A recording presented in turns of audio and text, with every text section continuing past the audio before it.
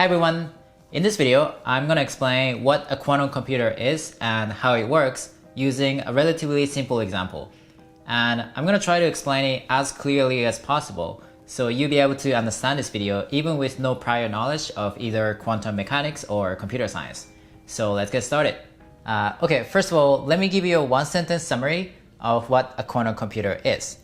A quantum computer is a type of computer that makes use of quantum mechanics so that it can perform certain types of computations more efficiently than a regular computer can. Okay, so right now that sentence might seem a little bit vague, but my goal in this video is to make that sentence make a little bit more sense and a little bit more concrete by the end of this video. To get started with that, we need to get started with a non-quantum computer, or a classical computer as it's known, just like my laptop right here. A classical computer stores information in what's called bits, as you might already know. And bits are expressed as a bunch of ones and zeros, and different kinds of information can be represented as bits, whether it's numbers, text, photos, or videos. Now, a quantum computer is radically different from that because it does not use these classical bits to store information. Instead, it uses what's called qubits. Each qubit is just like a bit, but the difference is it's possible for a qubit to be not just 1 or 0, but it's also possible for it to be 1 and 0 at the same time. And that's achieved by making use of the properties of quantum mechanics. And the reason why it's possible for a qubit to be 1 and 0 at the same time is because on an extremely tiny scale, or in the quantum realm, it's possible for a particle to have two different states at the same time. So it's possible, for example, for a particle to point up and down at the same time.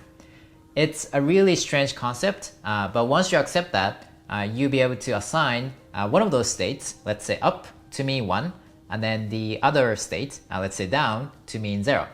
Once you do that, if that particular particle happens to be pointing up and down at the same time, then that would mean that the qubit that it's supposed to represent is 1 and 0 at the same time. And by the way, in theory, you could use a number of different types of particles to represent a qubit, whether it's a photon, an electron, an ion, or a regular atom.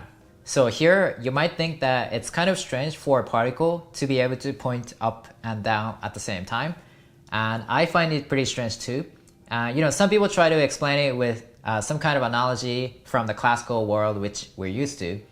But there's actually no good analogy for it because this phenomenon of a particle having two states at the same time is really unique to the quantum realm. Anyway, all you need to know for now for this video is that it's possible for a qubit to be 1 and 0 at the same time. Okay, and once you have a bunch of qubits like that, not just one qubit, then it's possible to put them together so that they'll interact with each other in a certain way. So for example, you might design a system with 2 qubits where when the first qubit is 1, the second qubit always becomes 0. And when the first qubit is 0, the second qubit always becomes 1. And if you have those two conditions, then when the first qubit is 1 and 0 at the same time, the second qubit becomes 0 and 1 at the same time. And in order for us to have those two conditions be true for those 2 qubits, we'll need to first design a physical system where the equivalent 2 conditions are true for the 2 particles representing those 2 qubits. And once we have a way of doing that, a way of having 2 qubits interact with each other in a way that we want them to, we can expand the same thing to a number of different qubits, not just 2. We're talking hundreds to thousands of qubits right now. And that's basically what a quantum computer consists of. So in summary, a quantum computer is essentially a group of qubits designed to interact with each other in a certain way that we want them to, so that we can perform some computation on them. And because of the way qubits work as opposed to how regular bits work, a quantum computer can be faster at solving certain kinds of problems than a regular computer can. Okay, now to give you a better idea about how a quantum computer works exactly, I'm going to dive into the relatively simple example I mentioned at the beginning of this video. Now, this particular example might not be particularly realistic or maybe practical, but I think it's still good for understanding how quantum computing works. Okay, so for this example, suppose that you're running a travel agency of some kind, and that you need to move a group of people from one location to another. And to keep this simple, let's say that for now, you only need to move a group of 3 people for now, Alice, Becky, and Chris. And for this purpose, let's say that you have booked 2 taxis.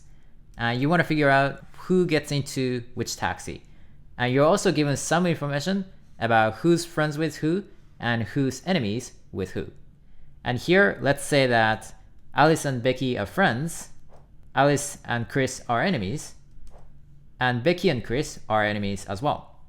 And the goal of this problem is to divide this group of 3 people into the 2 taxis that we have to achieve the following 2 objectives.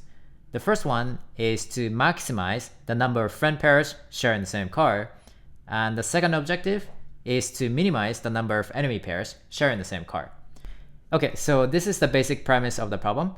Let's first think about how we would solve this problem using a non-quantum classical computer first, and then we'll come back to solving this problem using a quantum computer later. Now, to solve this problem using a classical computer, you need to first figure out how to store all the relevant information with bits. To do that, let's first label the 2 taxis, taxi 0 and taxi 1.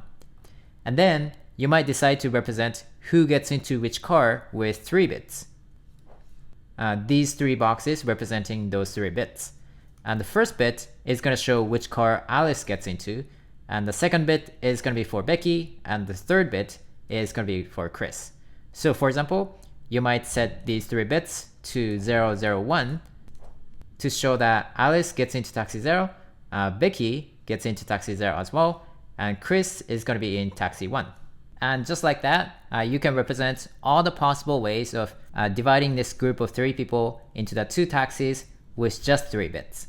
And if you want, you can put all of those possible ways into a single table, just like this one. So just like we saw earlier, one possible combination of these 3 values is 0, 0, and 1. Another possible combination of these values is if they all get into taxi 0, they would all be 0.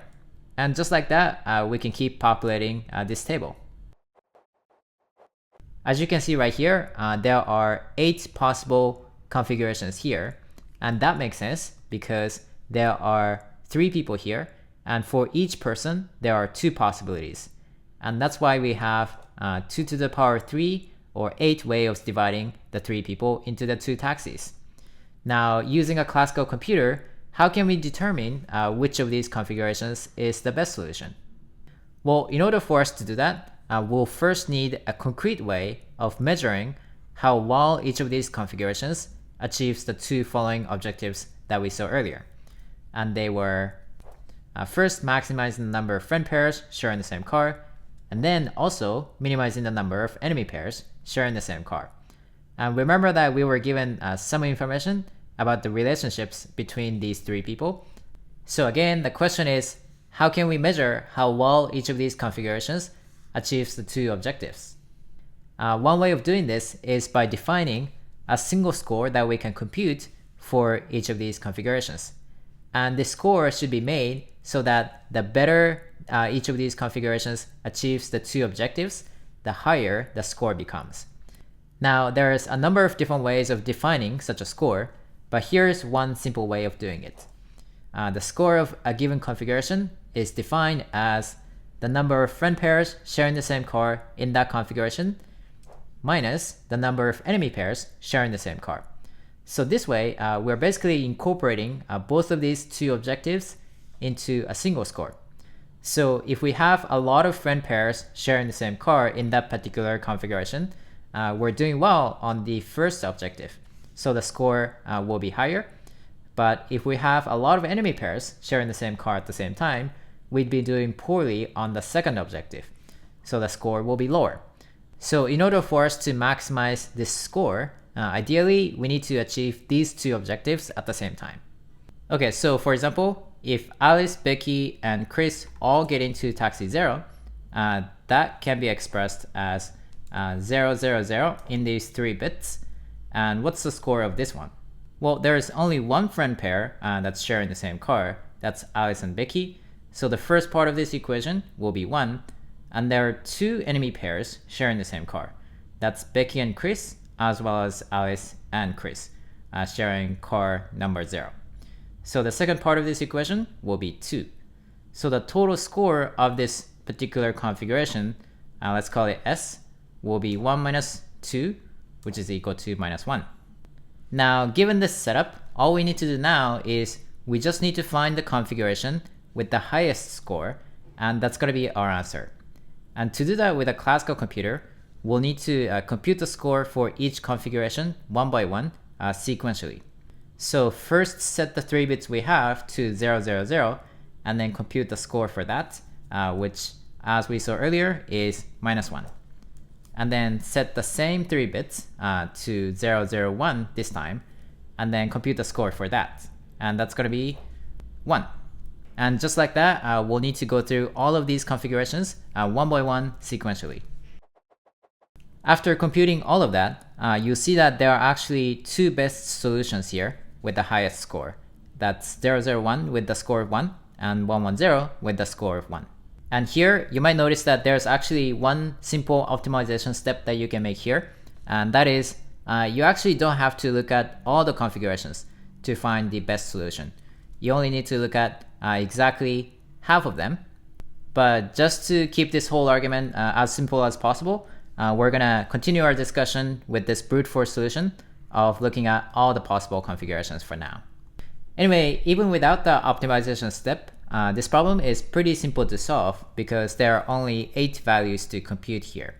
But as we increase the number of people in this problem quickly becomes too difficult to solve with a classical computer. So let's quickly see why that's the case here. When we have 3 people in this problem, like we saw earlier, we needed to compute 2 to the power 3 or 8 values for 8 possible configurations. What if there are 4 people in this problem? Then the number of configurations that we need to consider becomes 2 to the power 4 or 16. So if we keep going like that, if there are n people in this problem, we would need to consider 2 to the power of n values without that optimization step. So now just consider increasing this problem size to 100 people. So it's sort of like trying to divide 100 people into 2 buses. And once you have that, you would need to consider 2 to the power of 100 configurations to solve this problem exactly. And that's about equal to 10 to the power 30 or 1 million configurations. And that's simply impossible to solve with a non-quantum classical computer because it would just take too long.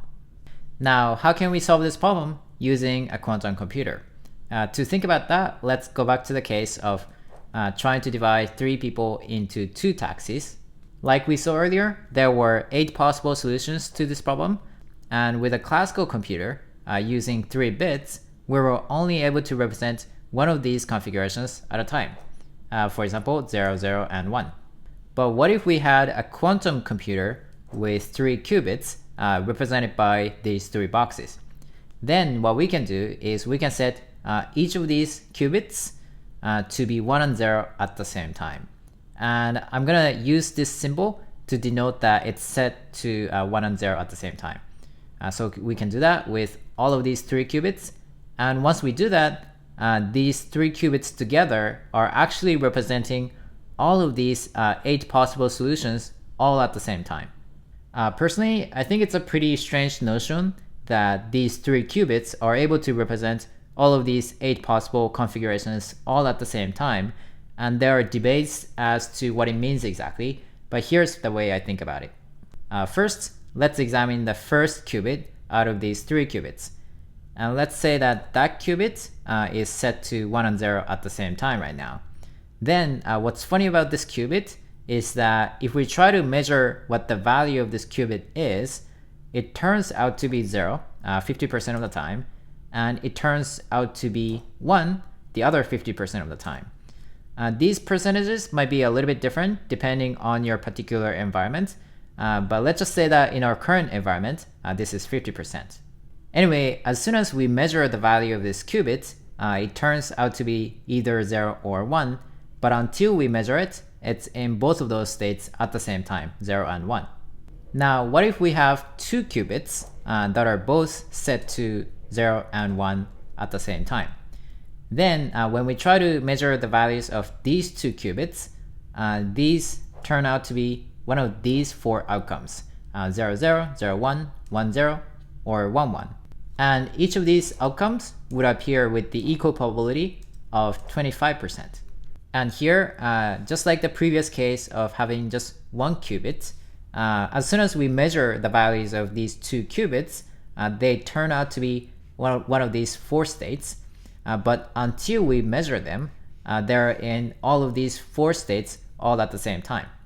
And what if we have three qubits just like that, each of which is in the states of 1 and 0 at the same time? Then those three qubits together would be in all of these 8 states at the same time until we measure them. And so that's why 3 qubits together is able to actually represent all of these 8 possible configurations all at the same time. Again, I think it's kind of strange that it's possible for us to even have something like that, but it is possible, and that's how a real quantum computer works too. Now, when you apply some sort of computation on these 3 qubits in a quantum computer, the results from all of these 8 possible configurations are computed all at the same time. So with a quantum computer, you don't need to compute the score for each of these states one by one sequentially. You can just apply the function that turns each of these states into a single score that we defined earlier on these 3 qubits, and then the quantum computer will be able to find one of the best solutions in a matter of milliseconds. Now, if you actually wanted to solve this problem using a quantum computer, you will need 2 things. The first one is, of course, you need a quantum computer with at least 3 qubits so that you'll be able to represent these 3 values, A, B, and C. And then the other thing you need is the function that turns each of these potential configurations into a single score. And in our particular case, we had this equation that we saw earlier, and this equation was defined with the relationships that we were given earlier as well. And to solve this problem, you will need to convert this function with the data that's associated with it into a format your quantum computer will be able to understand.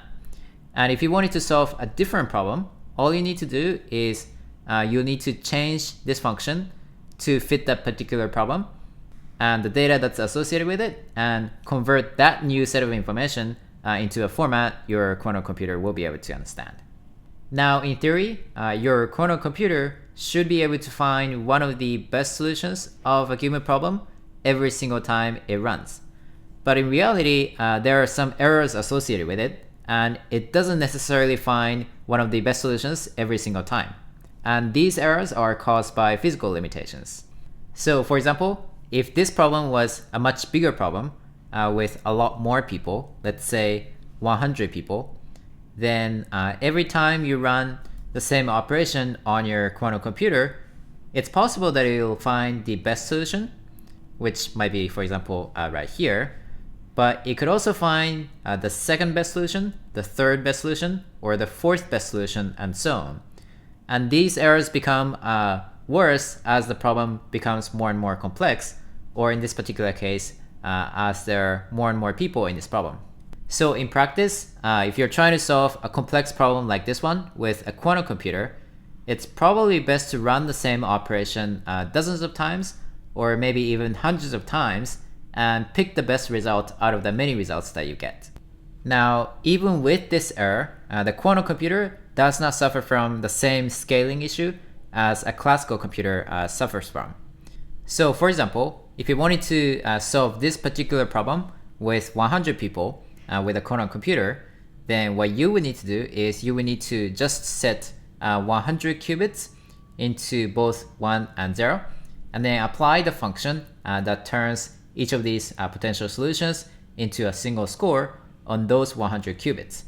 And then your quantum computer would essentially compute the score for all of those 2 to the power of 100 potential solutions all at the same time, and it would be able to find a good solution, although not necessarily the best solution.